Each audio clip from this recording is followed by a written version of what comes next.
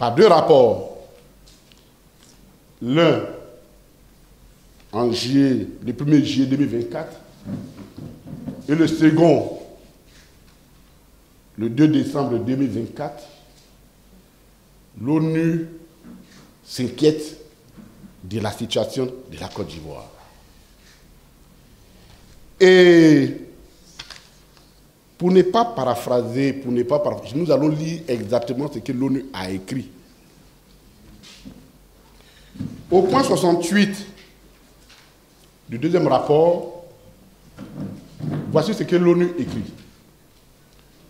Pendant que la région ouest africaine et le Sahel font face à des défis complexes, marqués par l'insécurité dans une bonne partie du Sahel, l'insuffisance du progrès dans un développement soutenu et les revers démocratiques, couplés avec un manque de progrès sur le retour à l'ordre constitutionnel dans les pays qui sont sous une transition politique, l'ONU reste encouragée par le renforcement continu de la gouvernance démocratique dans certains pays, notamment au Sénégal, où le rôle du Conseil constitutionnel dans la résolution de la tension préélectorale a démontré le rôle critique de la loi basée sur les institutions responsables et participatives.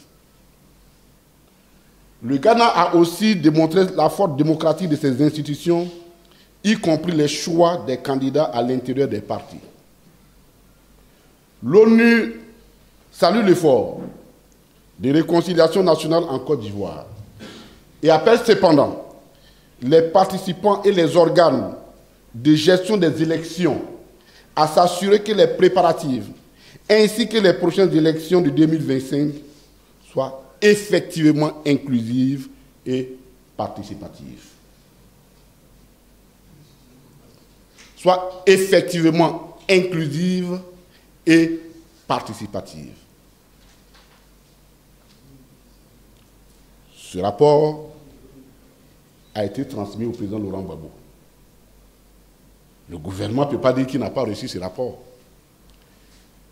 Mais si l'ONU, en tout cas si le gouvernement, l'ONU a trouvé juste que ce rapport lui soit porté au président Laurent Gbagbo, en diplomatie, tout ne se dit pas, même les actes, parfois.